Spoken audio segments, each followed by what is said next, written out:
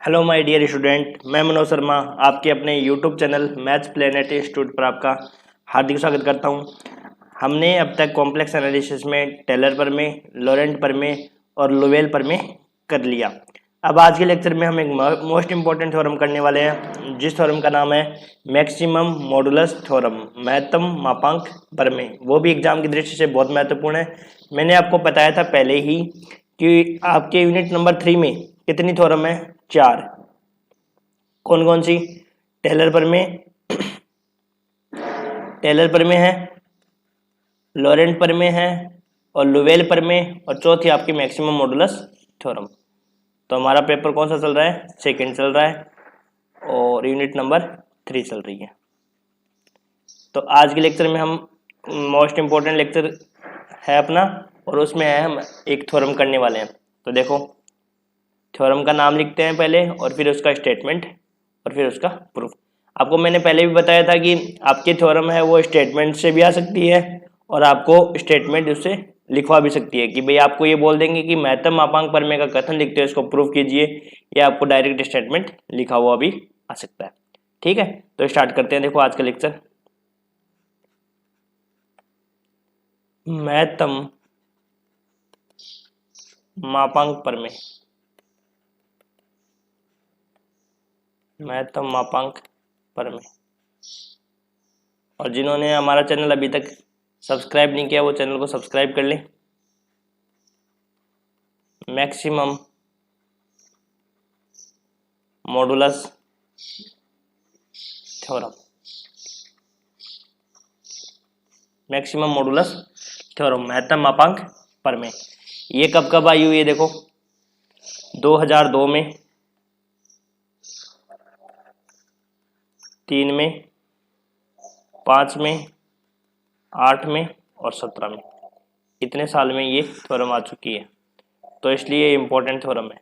मैंने आपको पहले ही बताया था कि 4 थ्योरम आपके इम्पोर्टेंट है, उनको अच्छे से तैयार कर लेना और फिर हमारे अगले लेक्चर से हमारे एग्जाम्पल स्टार्ट हो जाएंगे। तो देखो, हम सबसे पहले स्टेटमेंट लिखते हैं, प्रमेय लिखते हैं, फिर इसका प्रूव करते हैं। प्रमेय, माना कि सरल समवर्त कंटूर सी, माना कि सरल समवर्त कंटूर सी के अंदर एवं ऊपर, अंदर एवं ऊपर, ऊपर एफ जेड विश्लेषिक फलन है। अंदर एवं ऊपर प्रत्येक बिंदु पर एफ जेड क्या है? विश्लेषिक फलन है। माना कि सरल समवर्त कंटूर सी के अंदर एवं ऊपर प्रत्येक बिंदु पर, प्रत्येक बिंदु पर फलन एफ जेड विश्लेषिक फलन है। फलन एफ जेड क्या है? विश्लेषिक फलन है।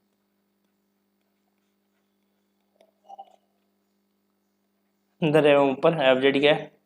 विश्लेषिक फलन है। तो एफ जेड, एफ जेड का जो मापांक है, मतलब एफ जेड की जो ग्रेटेस्ट वैल्यू है, एफ जेड का जो मापांक है, एफ जेड की जो महत्तम वैल्यू है, वो कहाँ पे मिलेगी? सी पर मिलेगी, सी के अंदर नहीं। तो ये पर में क्या कहती है कि माना सरल समवर्त कंटूर सी के अंदर एवं ऊपर प्रत्येक बिंदु पर फलन एफ जेड विश्लेषिक फलन है। तो एफ जेड अपना महत्तम मान, एफ जेड अपना महत्तम मान, महत्तम मान सी की परिधि पर, सी की परिधि पर, सी के अंदर नहीं। पहले आप स्टेटमेंट लिखो, फिर मैं इसको समझाता हूँ आपको कि किस प्रकार से हमें इसको प्रूव करना है और स्टेटमेंट क्या कहना चाह रहा है। अंदर नहीं ग्रहण करता है,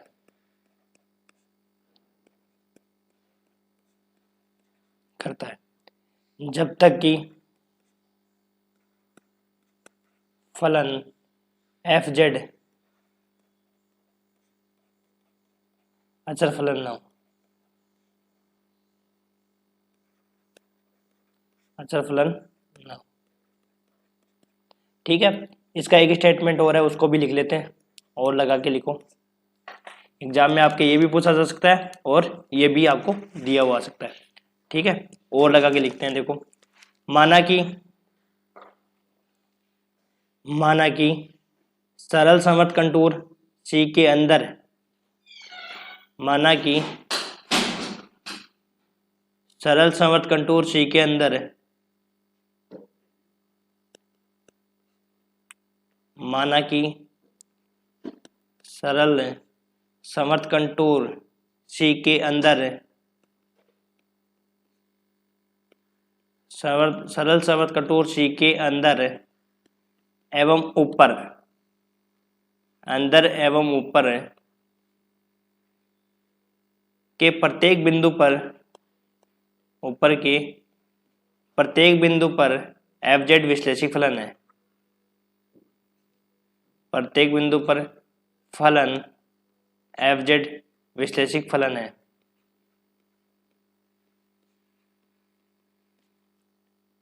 विश्लेषिक फलन है तथा सी पर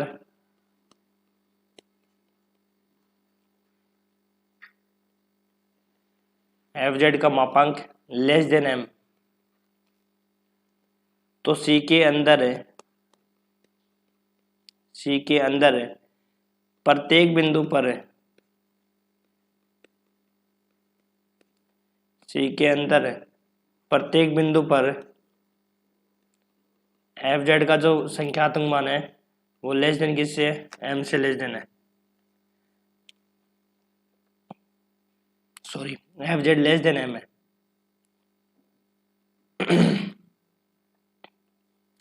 एफ लेस देन एम, और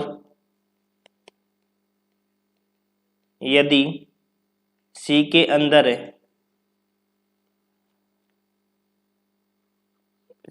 अंदर किसी जेड के लिए एफ का संख्यात्मक मान किसके बराबर है, एम के बराबर है हो, तो सी के अंदर एवं ऊपर, अंदर एवं ऊपर के सभी के लिए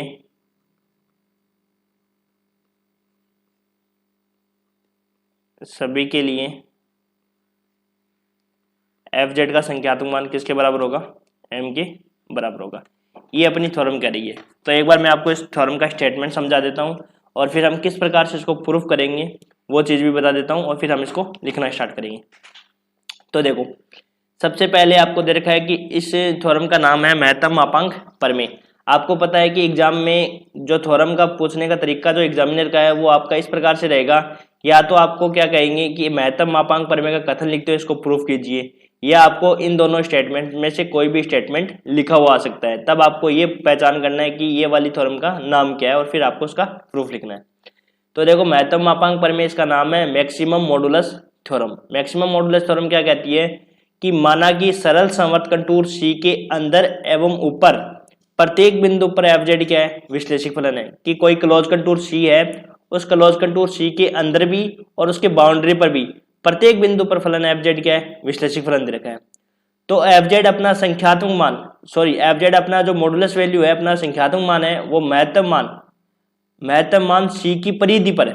महत्तम मान वो कहाँ पे, सी की परिधि पर, बाउंड्री पर, सी के अंदर नहीं ग्रहण करता है। मतलब जो एफ का जो मैक्सिमम वैल्यू है वो मैक्सिमम वैल्यू कहाँ पे है, उसके बाउंड्री पर मिलेगी, उसके अंदर नहीं ग्रहण करेगा। जब तक कि फलन एफ है वो अचर फलन नहीं होगा। जब तक फलन एफ अचर नहीं होगा तब तक उसकी जो मैक्सिमम वैल्यू है वो कहाँ पे मिलेगी, आपकी क्लोज कंटूर सी की बाउंड्री पर मिलेगा, उसके अंदर नहीं मिलेगी। ये थ्योरम ये कहना चाहती है। ठीक है, अब नीचे वाला स्टेटमेंट क्या है, देखो, माना कि सरल समवर्त कंटूर सी के अंदर एवं ऊपर के प्रत्येक बिंदु पर फलन एफ विश्लेषिक फलन है, वही सेम है, तथा सी पर जो बाउंड्री पर है उस पे एफ का जो संख्यात्मक मान है वो less than and equal to M है, और सी के अंदर प्रत्येक बिंदु पर एफ का जो संख्यात्मक मान है वो लेस देन एम है। और यदि सी के अंदर किसी जेड के लिए एफ का मान है, संख्यात्मक मान एम के बराबर है, तो सी के अंदर एवं ऊपर के सभी के लिए एफ का भी मान क्या होगा, एम के ही बराबर होगा। मतलब कहने का मतलब क्या है, ये कहना चाह रहे हैं कि यदि मान लो कोई भी क्लोज कंटूर सी है, उसके अंदर और उसके बाउंड्री पर फंक्शन क्या है, एनालिटिक है, ठीक है। फिर जो एफ जेड अपना जो महत्तम मान है, मतलब मैक्सिमम वैल्यू है, वो कहाँ पे ग्रहण करेगा, अपनी बाउंड्री पर ग्रहण करेगा। महत्तम मान किस पर करेगा, क्लोज कंटूर सी की बाउंड्री पर ग्रहण करेगा, अंदर नहीं ग्रहण करेगा, जब तक कि फलन एफ जेड क्या नहीं हो, अचर फलन नहीं हो। अब देखो इसका प्रूफ कैसे करेंगे, देखो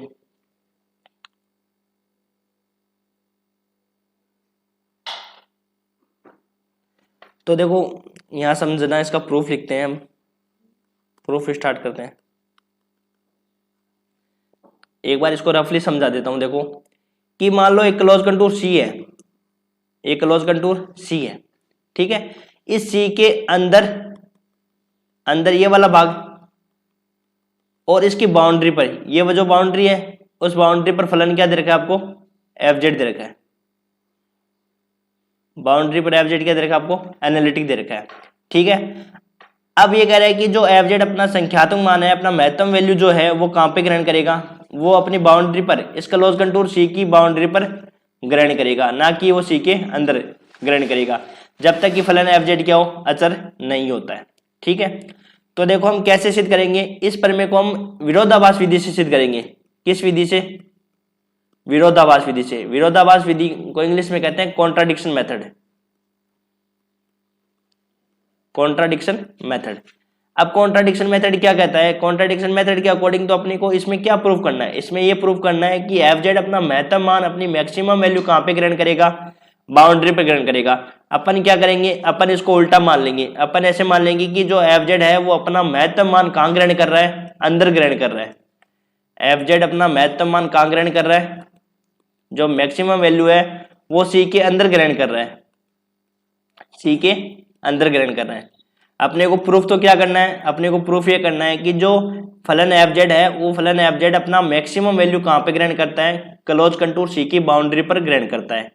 बट हम इसको क्या करेंगे, विरोधाभास विधि सिद्ध करेंगे, तो हम इसको जस्ट उल्टा मान लेंगे। अपन ये मान लेंगे कि जो एफ जेड अपना महत्तम मान है वो बाउंड्री पर ग्रहण न करके कहां पे ग्रहण कर रहा है, अंदर ग्रहण कर रहा है। अपनी जो मैक्सिमम वैल्यू है वो कहां पे ग्रहण कर रही है, अंदर ग्रहण कर रही है, ना कि बाउंड्री पर। तो अंदर ग्रहण कर रहा है, तो अंदर अपन क्या मान लेंगे कि इसमें कोई बिंदु मान लेंगे।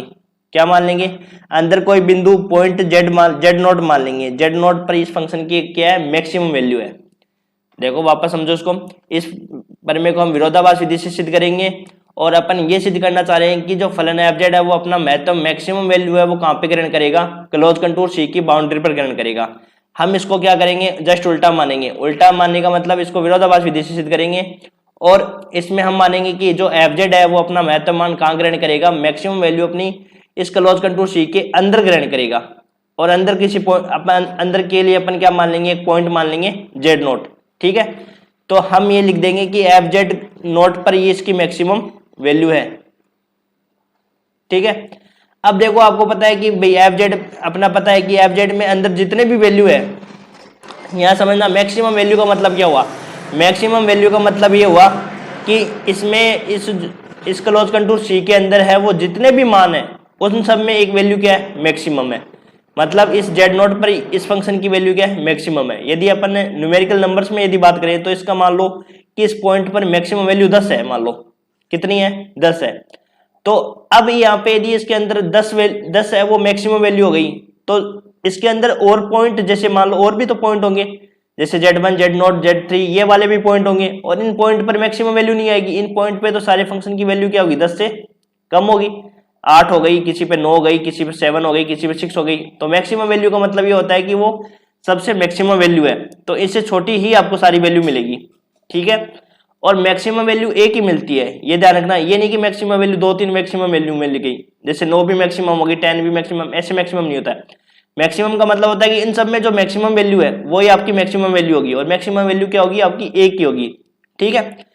तो देखो जब हम इसको कॉची समाकल सूत्र का यूज करेंगे, और कॉची समाकल सूत्र से हम लास्ट में क्या आ जाएगा कि ये कंडीशन आ जाएगी कि m less than m minus epsilon. इसका मतलब ये होता है कि जो मैक्सिमम वैल्यू आपकी m है, उस मैक्सिमम वैल्यू तो m है, और मैक्सिमम वैल्यू का मान ही क्या आ गया, इस एक वैल्यू से कम आ गया। मतलब ये हो जाएगा कि जो 10 है, ये 10 वैल्यू है, किसी एक वैल्यू से क्या हो जाएगा, कम हो जाएगा। तो tan एक किसी वैल्यू से कम हो जाएगा, इसका मतलब वो मैक्सिमम तो रहा ही नहीं, वो मैक्सिमम नहीं रहा, वो मिनिमम हो गया। भाई मान लो कि हमारे पास लास्ट में मैक्सिमम वैल्यू 6 आ गई, तो बताओ मैक्सिमम वैल्यू तो हमने 10 मानी है और यहाँ पे मैक्सिमम वैल्यू क्या आ गई, 6 आ गई, तो ये हो गया ना कॉन्ट्रडिक्शन। तो इसका मतलब ये हुआ कि जो अपन ने वैल्यू मानी है वही मैक्सिमम वैल्यू होगी, इसका मतलब ये कि ये अपने आप में विरोधाभास हो जाएगा। देखो हम प्रूफ करना स्टार्ट करते हैं और फिर जैसे जैसे आपको आगे बढ़ेंगे थ्योरम में अच्छे से क्लियर हो जाएगी चीजें कि हम क्या प्रूफ कर रहे हैं।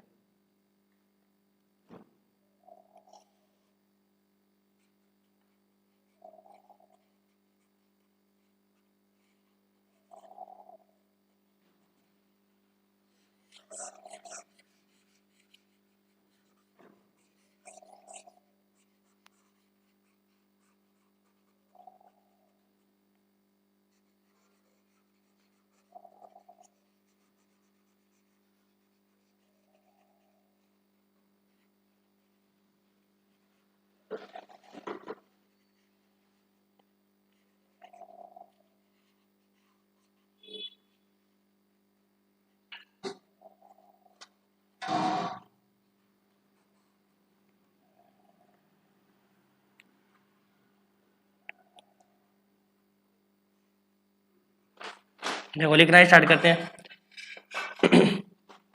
तो सबसे पहले देखो कुछ नहीं है, थ्योरी है, सिर्फ आपको समझने की वाली बात है। चूंकि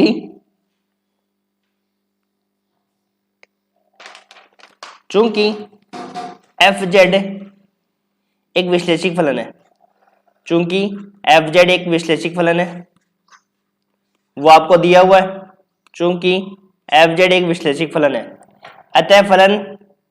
अतः यह सी के अंदर एवं ऊपर, अंदर तथा ऊपर सतत फलन होगा, अंदर एवं ऊपर सतत भी होगा। ठीक है, चूंकि एफ जेड एक विश्लेषिक फलन है अतः यह सी के अंदर तथा ऊपर सतत होगा। आपको पता है कि कोई भी फंक्शन है वो मान लो एनालिटिक होता है तो वो फंक्शन हमेशा क्या होता है, सतत होता है ना भाई। जो फंक्शन है वो एनालिटिक है, विश्लेषिक है, विश्लेषिक का मतलब वो फंक्शन क्या होगा, डिफरेंशिएबल, और डिफरेंशिएबल फलन क्या होता है, हमेशा सतत होगा। तो इस लाइन का मतलब ये हुआ कि चूंकि एफ जेड एनालिटिक फंक्शन है और ये सी के अंदर तथा ऊपर क्या होगा, कंटिन्यूअस भी होगा। लेकिन कोई फंक्शन यदि कंटिन्यूअस है तो उसका डिफरेंशिएबल होना आवश्यक नहीं है। ये आपको फर्स्ट लेक्चर में आपको थ्योरम बताई हुई है कि कोई भी फलन यदि विश्लेषिक है मतलब डिफरेंशिएबल होता है। विश्लेषिक का मतलब होता है कि डिफरेंशिएबल, और डिफरेंशिएबल फलन क्या होता है, सतत होता है। लेकिन सतत फलन का अवकल नहीं होना आवश्यक नहीं होता है। ये आपकी थ्योरम भी है ना, फर्स्ट जो थ्योरम है फर्स्ट लेक्चर में, वो ये थ्योरम कहती है कि कोई भी फंक्शन यदि डिफरेंशिएबल है तो वो ऑलवेज क्या होगा, सतत भी होगा। लेकिन सतत फलन का अवकल नहीं होना आवश्यक नहीं था। एफ जेड बराबर मॉडुलस ऑफ जेड स्क्वायर, वो वाला एग्जाम्पल बताया था, सर्वत्र सतत है परंतु अवकल नहीं केवल मूल बिंदु पर होगा, ऐसी थ्योरम थी ना। तो देखो चूंकि एफ जेड एक विश्लेषिक फलन है अतः ये सी के अंदर तथा ऊपर क्या होगा, सतत भी होगा। फलतः इसका महत्तम मान जो मैक्सिमम वैल्यू है वो महत्तम मान एम सी के अंदर किसी बिंदु पर ग्रहण करेगा। महत्तम मान एम सी के अंदर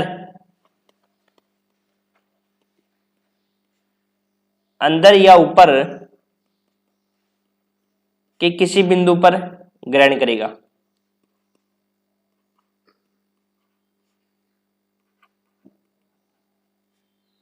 अंदर या ऊपर के किसी बिंदु पर ग्रहण करेगा। ठीक है, तो देखो समझो यहाँ पे चूंकि एफ जेड एक विश्लेषिक फलन है अतः ये सी के अंदर तथा ऊपर भी क्या होगा, सतत होगा, कंटिन्यूअस होगा। फलतः इसका जो मैक्सिमम वैल्यू है वो सी के या तो अंदर होगा या ऊपर के किसी बिंदु पर ग्रहण करेगा। ठीक है, यहां तक क्लियर है। इस प्रमेय को विरोधाभास विधि से सिद्ध करेंगे। इस प्रमेय को विरोधाभास विधि से सिद्ध करेंगे। ये मोस्ट इंपोर्टेंट थ्योरम है, एग्जाम में बहुत बार पूछी हुई भी है। तो आपके एग्जाम में 4 ही थ्योरम इस यूनिट से आती है। चारों थ्योरम को अच्छे से क्लियर कर लेना, ठीक है।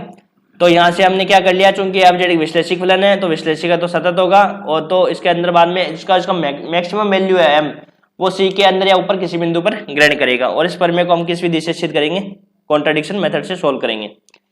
तो देखो जब भी कॉन्ट्राडिक्शन मेथड से सोल्व करना होता है थ्योरम को, तो उससे पहले हमें लिखना होता है कि यदि संभव है तो माना, यदि संभव है तो माना,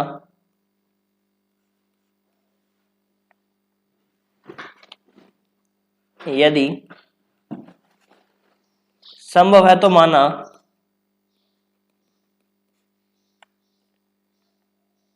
यदि संभव है तो माना एफ जेड का जो संख्यात्मक मान है, एफ जेड का जो मॉडुलस, जो एफ जेड मोड का मोड ऑफ एफ जेड का महत्तम मान है एम, सी की परिधि पर ना होकर, अपने को सिद्ध किस पे करना है, परिधि पर, उसकी परिधि पर सिद्ध करना है, लेकिन हम इसमें कॉन्ट्राडिक्शन विधि से कर रहे हैं, तो कॉन्ट्राडिक्शन मेथड में हम इसका क्या करेंगे, जस्ट उल्टा मान लेंगे कि हम मानेंगे कि जो मैक्सिमम वैल्यू एम है वो सी के परिधि पर ना होकर सी के अंदर किसी बिंदु पर ग्रहण करेगा, और वो बिंदु का नाम क्या हो जाएगा, जेड नॉट हो जाएगा। महत्तम मान एम सी की परिधि पर ना होकर, सी की परिधि पर ना होकर सी के अंदर किसी बिंदु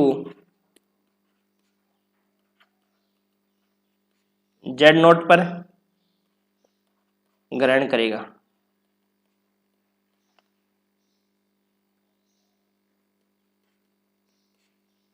ग्रहण किया जाता है, तो वो किस पर ग्रहण कर रहा है, एक पॉइंट है वो जेड नोट अंदर, उस पर ग्रहण कर रहे हैं। तो देखो चूंकि एफ जेड एक विश्लेषिक फलन है और ये सी के अंदर ऊपर भी क्या होगा, कंटिन्यूस होगा, तो मैंने आपको बताया था कि कोई भी फंक्शन यदि विश्लेषिक है, इसका मतलब वो फंक्शन क्या है, डिफरेंशिएबल है, और डिफरेंशिएबल फलन क्या होता है, सतत होता है।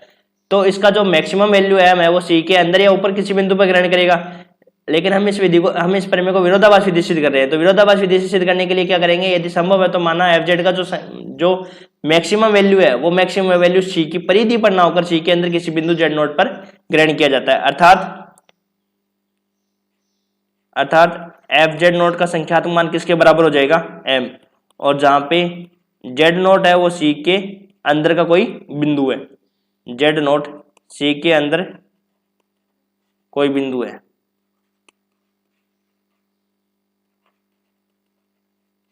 यहां तक क्लियर है।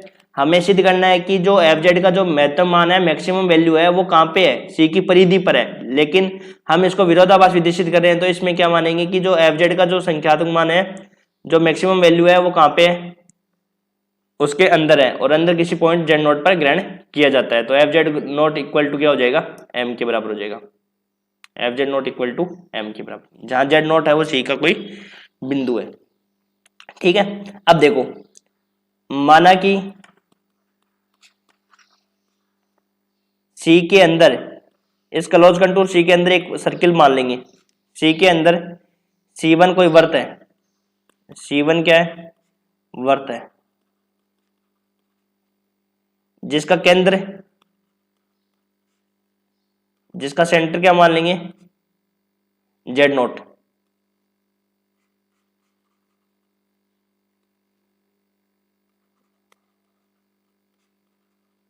जेड नोट, और रेडियस क्या मान लेंगे, आर है।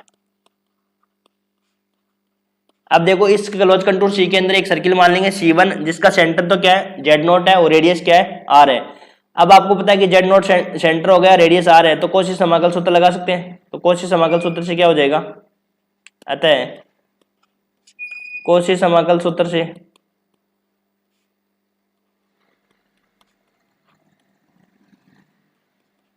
F Z note equal to 1/2 pi iota integration C1 F Z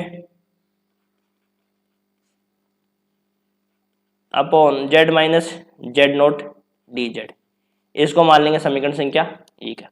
अब देखो अपने को क्या करना है, इसको सोल्व करना है, अपने को क्या करना है, इसको सोल्व करना है, और लास्ट में हम देखेंगे कि जो हमने मैक्सिमम वैल्यू m मानी है, उससे भी बड़ी कोई वैल्यू आ जाएगी, उससे भी बड़ी कोई वैल्यू आ जाएगी, वो तो कॉन्ट्राडिक्ट हो गए ना भाई, हमने मैक्सिमम वैल्यू किसको मानी है, m को मानी है, और यदि उससे भी बड़ी कोई वैल्यू आ जाती है तब हमारा जो m माना हुआ है वो तो गलत हो गया, क्योंकि भाई उससे बड़ी वैल्यू आ गई, इसका मतलब ये हो गया कि विरोधाभास हो गया। क्यों? क्योंकि हमने क्या माना था, हमने ये माना था कि एफ जेड अपना मैक्सिमम वैल्यू किस पर ग्रहण करता है, एम पर ग्रहण करता है, जबकि इसके अकॉर्डिंग क्या आ जाएगा, एम माइनस एप्सिलॉन आ जाएगा, जो कि असंगत है, मतलब जो कि संभव नहीं है। क्यों? क्योंकि हमने मैक्सिमम वैल्यू एम माना है, तो मैक्सिमम वैल्यू का मतलब ये होता है कि जो भी वैल्यू होगी अंदर, उसके जितने भी पॉइंट होंगे उन सब पर फंक्शन की वैल्यू क्या होगी, उससे कम ही होती है। ये आपका होता है जो उच्चक होता है ना, उच्चक में क्या होती है, क्या परिभाषा होती है, वो उच्चक की परिभाषा के अकॉर्डिंग है ये।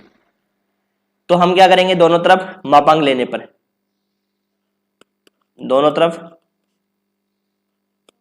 मापांक लेने पर,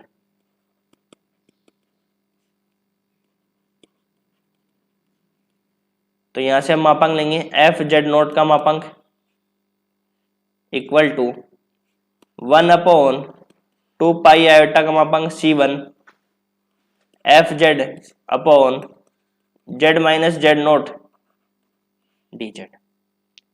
तो यहां से हो जाएगा लेस देन, अलग अलग पे मापांक करेंगे, तो 1/2 पाई आयोटा का मापांक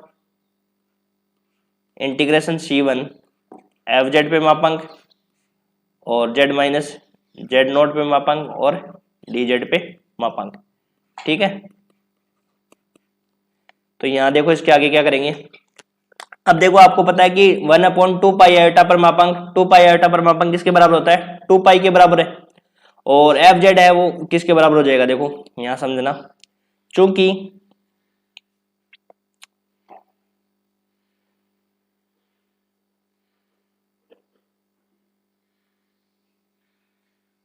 इसको समीकरण 1 दे देंगे और इसको समीकरण संख्या 2 दे देंगे।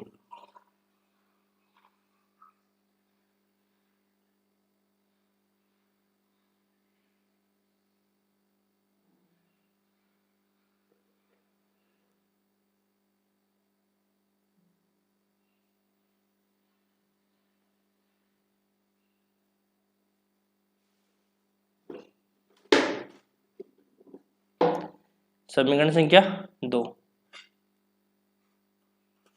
ठीक है। अब देखो चूंकि एफ जेड सी के अंदर बिंदु जेड पर, सी के अंदर बिंदु जेड नोट पर क्या है, सतत है। आपको पता है कि यदि क्लोज कंटूर सी के अंदर एफ जेड क्या था, विश्लेषिक था, और विश्लेषिक फलन आपको पता है कि सतत होता है, ठीक है, जेड नोट पर क्या है, सतत है, तब एफ साइलन इज ग्रेटर देन 0 के लिए, एफ साइलन इज ग्रेटर देन 0 के लिए जो एफ जेड का संख्यात्मक मान होगा वो किसके बराबर हो जाएगा, less than M minus epsilon for all Z belongs to C1। तो देखो चूंकि एफ जेड है वो सी के अंदर किसी पॉइंट पर क्या है, कंटिन्यूस है, ठीक है, तब एफ साइलन इज ग्रेटर देन 0 के लिए जो एफ जेड का संख्यात्मक मान होगा वो हम क्या मान लेंगे, एम माइनस एफ साइलन है। तो हमने क्या मान लिया कि एफ जेड का जो संख्यात्मक मान है वो लेस देन किससे मान लिया, एम माइनस एफ साइलन से मान लिया, तथा C1 पर, तथा C1 पर जेड माइनस जेड नोट है वो किसके बराबर हो गया, आर के बराबर हो गया, ठीक है। चूंकि एफ जेड है वो सी के अंदर किसी पॉइंट पर क्या है, कंटिन्यूस है, तब एफ साइलन इज ग्रेटर देन 0 के लिए जो एफ जेड का संख्यात्मक मान है वो हमने क्या मान लिया, एम माइनस एफ साइलन से कम है, ठीक है। अब देखो ये वैल्यू क्यों मानी है भाई, एम माइनस एफ साइलन से कम क्यों माना है, क्योंकि अपने को पता है कि जो मैक्सिमम वैल्यू है वो किस पर ग्रहण कर रहा है, मैक्सिमम वैल्यू किस पे ग्रहण कर रहा है, एम पे ग्रहण कर रहा है। तो हम यहाँ पे एम नहीं मान सकते, क्यों, क्योंकि मैक्सिमम वैल्यू तो एम है, यहाँ पर भी एम हो गया, या यहाँ पे भी यदि अपन M1 देते नाम, तो M1 और M से बड़ा कौन होता भाई, एफ जेड का संख्यात्मक मान किस पर होता है, M1 से छोटा हो जाता, लेकिन यहाँ पे इसको मैक्सिमम नहीं मानेंगे, क्यों, मैक्सिमम तो अपने मान लिया M, तो ये वाली वैल्यू जो है वो इसे क्या है, एम माइनस एफ साइलन इसलिए माना है क्योंकि ये M से तो क्या है, छोटी है, M से तो क्या है, छोटी है, इसका मैक्सिमम वैल्यू हमने क्या माना है, M माना है, और ये जो मान एम माइनस एफ साइलन माना है वो M से क्या है, छोटा है, क्योंकि आपको पता है कि जो मैक्सिमम वैल्यू होती है वो एक ही होती है, ज्यादा मैक्सिमम वैल्यू नहीं होती है। तो यहां से देखो क्या आएगा अपने पास, जो एफ जेड का संख्यात्मक मान है वो हमने क्या मान लिया, less than M minus epsilon. अब देखो समीकरण 2 से, समीकरण 2 में सारे मान रख दो, तब समीकरण 2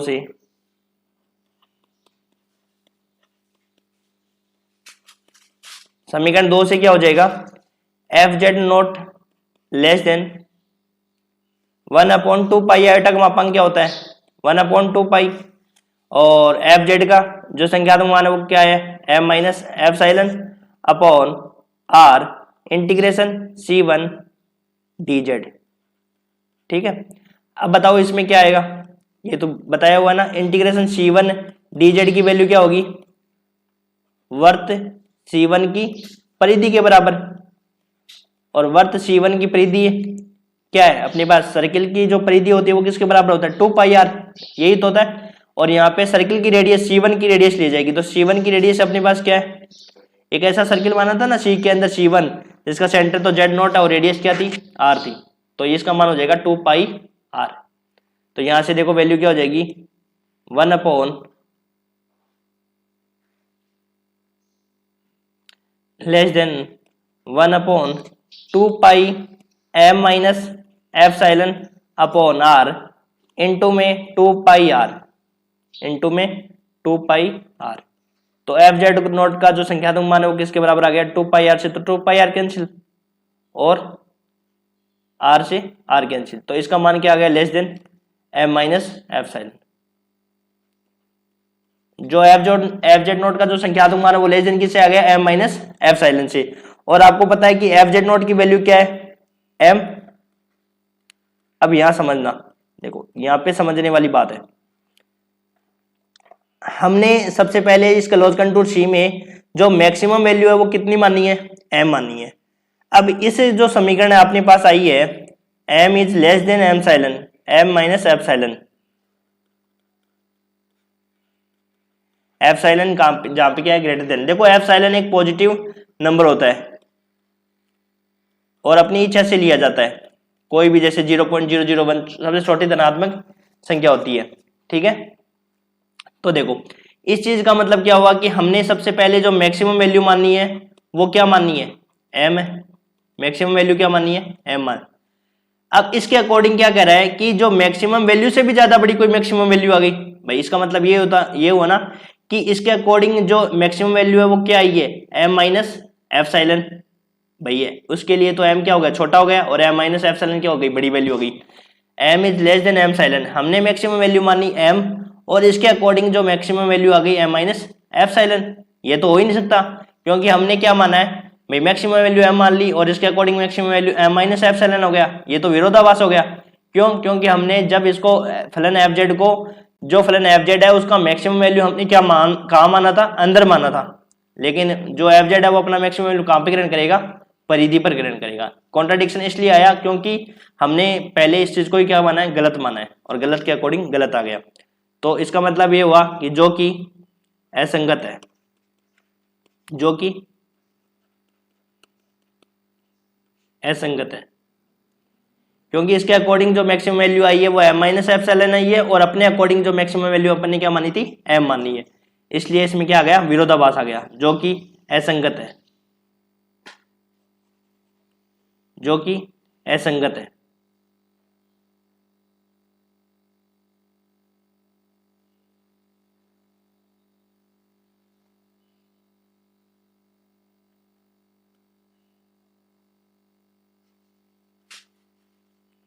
जो कि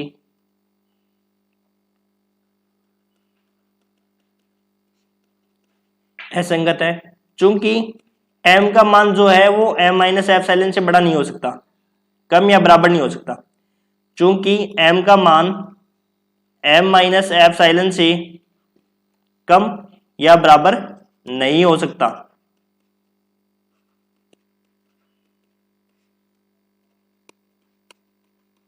ये इसका रीजन है।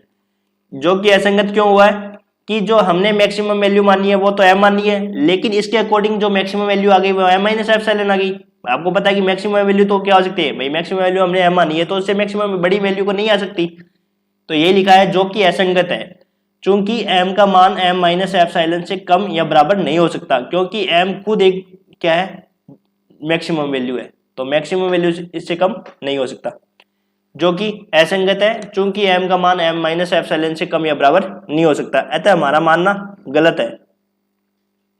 अतः हमारा मानना गलत है, क्योंकि हमने क्या माना है कि एफ जेड का जो संख्यात्मक मान है वो क्लोज कंटूर सी के अंदर ग्रहण कर रहा है, अतः हमारा मानना गलत है कि एफ जेड का अधिकतम मान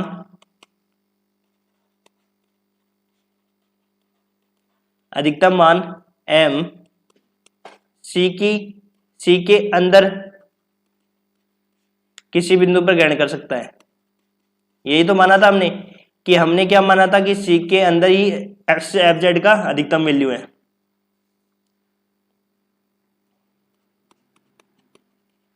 ग्रहण कर सकता है, इसका मतलब ये हो गया, अतः एफ जेड का अधिकतम मान सी पर ही प्राप्त होगा।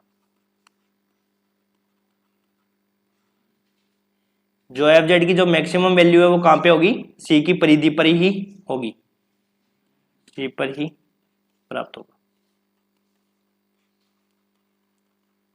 देखो थोड़ा सा इसको, इस थ्योरम को समझने वाली थ्योरम है ये, तो देखो एक बार मैं वापस रिपीट कर देता हूं पूरी थ्योरम और फिर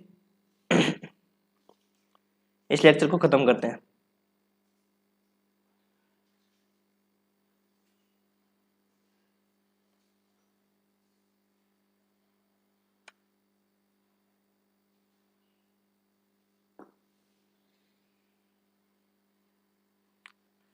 तो देखो एक बार वापस रिपीट कर देता हूं पूरी थ्योरम को, तो समझते जाना। तो देखो सबसे पहले इसका नाम क्या है, महत्तम मापांक परिमेय, मैक्सिमम मॉडुलस थ्योरम, ठीक है। तो पहले तो इसका नाम से भी आ सकती है और आपका ये स्टेटमेंट दोनों है, उनमें से कोई भी स्टेटमेंट भी आपको गिवन हो सकता है। माना कि सरल समवर्त कंटूर सी के अंदर तथा ऊपर, क्लोज कंटूर सी के अंदर तथा ऊपर प्रत्येक बिंदु पर फलन एफ जेड क्या है, विश्लेषिक फलन है। मान लो ये कोई क्लोज कंटूर सी है, ये कोई क्लोज कंटूर सी है, इस सी के अंदर तथा ऊपर बाउंड्री पर फलन एफ जेड क्या दे रखा है, विश्लेषिक फलन दे रखा है। तो अब एफ जेड अपना महत्तम मान, अपनी मैक्सिमम वैल्यू है वो कहां पे ग्रहण करेगा, सी की परिधि पर ग्रहण करेगा। अपने को ये सिद्ध करना है कि जो एफ जेड है वो अपना मैक्सिमम वैल्यू है वो कहां पे ग्रहण करेगा, सी के परिधि पर ग्रहण करेगा, सी के अंदर नहीं ग्रहण करेगा, जब तक कि फलन एफ जेड क्या हो, अचर फलन नहीं हो, ठीक है। तो हमें क्या सिद्ध करना है कि जो एफ जेड है वो अपना मैक्सिमम वैल्यू कहां पे ग्रहण करेगा, सी की परिधि पर ग्रहण करेगा, सी के अंदर नहीं ग्रहण करेगा। यह स्टेटमेंट इस तरीके से भी पूछा जा सकता है, माना कि सरल समवर्त कंटूर सी के अंदर तथा ऊपर के प्रत्येक बिंदु पर फलन एफ जेड विश्लेषिक फलन है, सी पर एफ जेड का मान लेस देन एम है, तो सी के अंदर प्रत्येक बिंदु पर एफ जेड है वो लेस देन एम है। ज्यादातर ऊपर वाला स्टेटमेंट पूछा जाता है। तो देखो कैसे प्रूव करेंगे, चूंकि एफ जेड एक विश्लेषिक फलन है। अब विश्लेषिक फलन है, इसका मतलब आपको पता है कि विश्लेषिक फलन क्या होता है, डिफरेंशिएबल होता है। डिफरेंशिएबल फलन क्या होता है, कंटिन्यूअस होता है। अतः ये सी के अंदर क्या होगा और ऊपर सतत भी होगा। फलतः इसका जो मैक्सिमम वैल्यू एम है वो सी के अंदर ग्रहण करेगा या ऊपर ग्रहण करेगा, या तो वो अंदर ग्रहण करेगा या किसी पॉइंट पर ग्रहण करेगा या बाउंड्री पर ग्रहण करेगा। इस प्रमेय को हम विरोधाभास विधि कॉन्ट्राडिक्शन मेथड से सोल्व करेंगे। कॉन्ट्राडिक्शन मेथड से कैसे सोल्व करेंगे, अपने को सिद्ध करना है कि एफ जेड अपना मैक्सिमम वैल्यू है वो सी की परिधि पर ग्रहण करता है, लेकिन हम क्या करेंगे, जब इसको विरोधाभास विधि से सिद्ध करेंगे तो उल्टा मान लेंगे। उल्टा कैसे मानेंगे कि जो एफ जेड है वो अपना महत्तम मान कहां पे ग्रहण करता है, वो है सी के परिधि पर ग्रहण न करके कहां पे कर रहा है, सी के अंदर किसी बिंदु जेड नोट पर ग्रहण कर रहा है। ठीक है, यहां तक समझ में आ गया। तो एफ जेड नोट का संख्यात्मक मान किसके बराबर हो गया, एम के। मतलब मैक्सिमम वैल्यू कितनी आ गई, हमारे पास एम आ गई। मतलब इस क्लोज कंटूर सी के अंदर की यदि अपन बात करें तो इस क्लोज कंटूर सी के अंदर क्या है, पॉइंट जेड नोट है, और इस जेड नोट पर फंक्शन की वैल्यू किसके बराबर है, एम के बराबर है। मतलब मैक्सिमम से मैक्सिमम वैल्यू आपकी इस क्लोज कंटूर के अंदर कहां पे है, एम पे ही है। अब हमारे पास जो लास्ट में जो प्रतिबंध आएगा वो आएगा M is less than M minus epsilon. अब एक बात बताओ कि इस क्लोज कंटूर में हमने तो क्या माना है, मैक्सिमम वैल्यू m आ गई और उससे भी बड़ी वैल्यू क्या आ गई, m माइनस एप्सिलॉन, जो कि संभव ही नहीं है। क्यों? क्योंकि हमने जब इस क्लोज कंटूर की जो मैक्सिमम वैल्यू मान रखी है वो m मान रखी है, लेकिन इसके अकॉर्डिंग मैक्सिमम वैल्यू क्या आ गई, m माइनस एप्सिलॉन, जो कि संभव नहीं है। तो देखो ऐसे समझ सकते हो, नंबर से समझ सकते हो। जैसे मान लो कि एफ जेड की जो मैक्सिमम वैल्यू है मान लो 10 है, और इस थ्योरम के अकॉर्डिंग इसकी मैक्सिमम वैल्यू क्या आ गई, 6 आ गई। तो बताओ ये चीज संभव है क्या?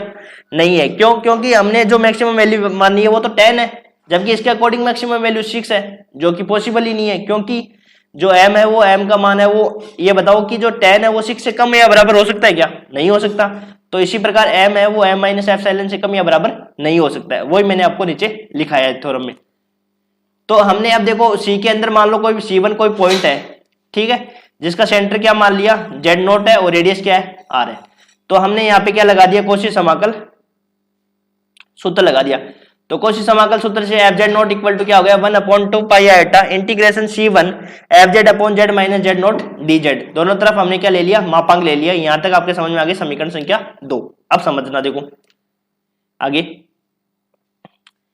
अब अपने पास दे रखा है कि एफ जेड है वो सी के अंदर किसी बिंदु जेड नोट पर कंटिन्यूअस है। वो तो हमने मान रखा है, क्योंकि फलन विश्लेषिक है, विश्लेषिक है तो डिफरेंशिएबल, और डिफरेंशिएबल है तो वो कंटिन्यूअस होगा, ठीक है।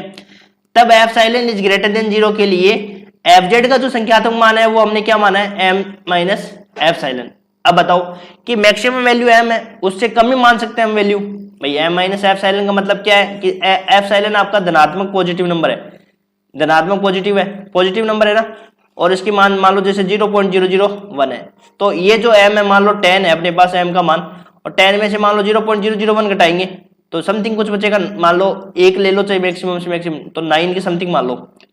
तो ये अपने पास एफ जेड का जो संख्यात्मक मान है लेस देन किससे, m से छोटा है, और z माइनस जेड नॉट एक सर्किल है। तो अब लास्ट में देखो ये कंडीशन आ गई अपने पास। इस चीज को समझना कि जो m का संख्यात्मक मान हमने क्या मान रखा है, मान लो 10 मान रखा है, और m माइनस एप्सिलॉन हमने क्या मान रखा है, 6 है। तो 10 है वो 6 से बराबर या कम नहीं हो सकता। भाई 10 का मान है वो 6 से बराबर से कम नहीं हो सकता। क्यों? क्योंकि जो हमने क्लोज कंटूर C है उस क्लोज कंटूर में मैक्सिमम वैल्यू क्या माननी है, m माननी है। मैक्सिमम वैल्यू क्या माननी है, m माननी है, और कोई भी वैल्यू है वो इससे बड़ी नहीं आ सकती। कोई भी वैल्यू है, जो भी अपने पास प्रतिबंध आएगा, जो भी वैल्यू आएगी वो इससे बड़ी नहीं आ सकती, क्योंकि सबसे मैक्सिमम वैल्यू क्या है, यही है, और इससे बड़ी कोई मैक्सिमम वैल्यू है नहीं। लेकिन हमने जब इसको विरोधाभास विधि से सिद्ध किया तो हमारे पास कंडीशन क्या आ गई कि इस m से भी बड़ी वैल्यू आ गई, और m से बड़ी वैल्यू कौन सी आ गई, m माइनस एप्सिलॉन, जो कि असंगत है, क्योंकि m का मान m माइनस एप्सिलॉन से कम या बराबर नहीं हो सकता। और ये चीज विरोधाभास क्यों आई है, ये विरोधाभास इसलिए आई है क्योंकि हमने जो एफ जेड का मैक्सिमम वैल्यू माना है वो परिधि पर ना मानकर कहां माना है, अंदर माना है, इसलिए ये क्या आ गया, कॉन्ट्राडिक्शन आ गया। अतः हमारा मानना गलत है कि एफ जेड का महत्तम मान है वो परिधि पर ना होकर, सॉरी परिधि पर है, उसके अंदर कोई बिंदु पर एफ जेड अपना मैक्सिमम वैल्यू ग्रहण नहीं करता है। इसका मतलब एफ जेड अपना मैक्सिमम वैल्यू कहां पे ग्रहण करेगा, इस क्लोज कंटूर सी की परिधि पर ग्रहण करेगा। और ये हमको क्या करना था, प्रूव करना था, और यही हमारी थ्योरम क्या नाम है, मैक्सिमम मॉडुलस थ्योरम। और जिन्होंने मेरा चैनल अभी तक सब्सक्राइब नहीं किया है वो चैनल को लाइक शेयर एंड सब्सक्राइब कर ले जरूर। और आगे अगले लेक्चर में हम एग्जाम्पल से हम स्टार्ट करेंगे। थ्योरम हमारी कंप्लीट हो गई। Thank you.